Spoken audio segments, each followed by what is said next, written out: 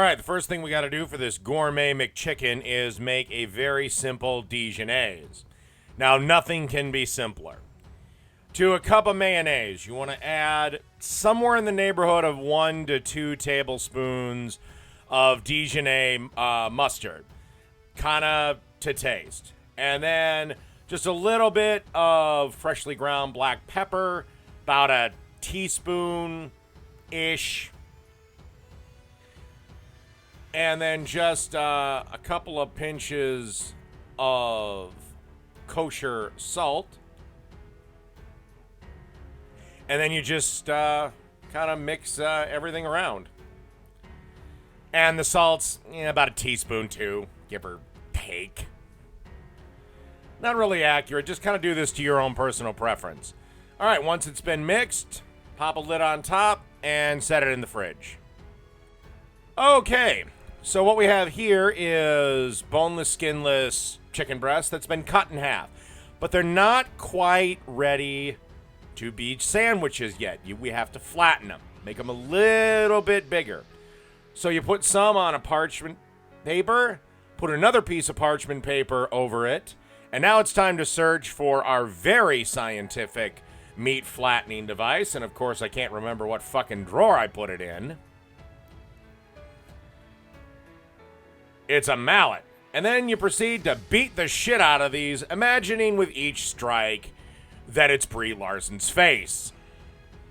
Now that we've beaten the shit out of our chicken titties, it's time to basically make the breading for the chicken.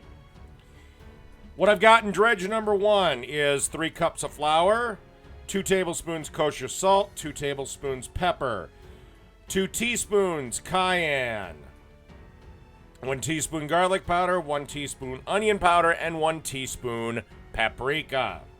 And just grab a fork and just stir all this around. Okay, time for dredge number 2. Got to get that product placement. Come on, Budweiser, give me a fucking sponsorship.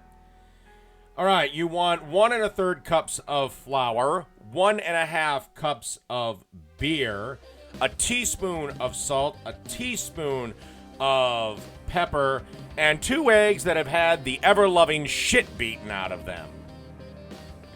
And then you just want to mix that up till you get a fine consistency. If it is too thick, just add a little bit more beer. But you don't want a really thin batter. You want kind of a thicker batter.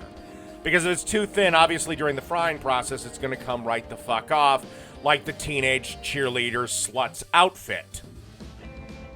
Okay, like a true fat idiot, I forgot to shoot the dredging. But it's pretty simple. Basically, you want to dredge the chicken in bowl number 1, then bowl number 2, and then bowl number 1, again, shaking off excess each time. And it's a good idea to have a dry hand, which would be bowl number 1, and a wet hand, which would be bowl number 2. If you do it with the same hand, it gets gunkier than Courtney Love's cunt. Meanwhile, in a pan, have some oil heating up. This is peanut oil to 350 degrees, ready to fry the chicken. Total cook time is about 15 to 20 minutes, or approximately till the chicken reaches 165 internally. Also, in between batches, I wouldn't fry too many pieces at the same time because obviously you don't want the oil to bubble over the pan. You can see you can see how low that oil is compared to the top of the pan. If you do it in batches, give the oil about 5 more minutes to heat back up. Otherwise, it's still going to be cool from the last batch, and your chicken will taste like shit. All right, let's go on to final assembly.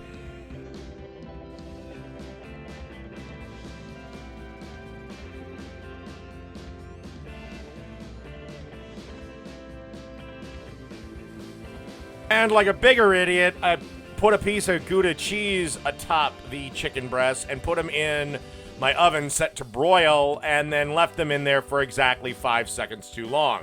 If you've ever broiled anything, you know what I'm talking about.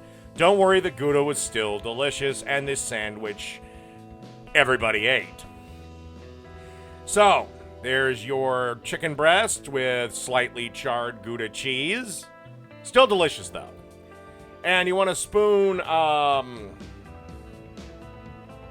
some of that Dijonnaise atop the bun. Okay, and then just grab some shredded iceberg lettuce, put that on top of the mayonnaise, and then, of course, the thing to make everything better, pickles. And that's going to pretty much do it. A Gourmet McChicken. Done.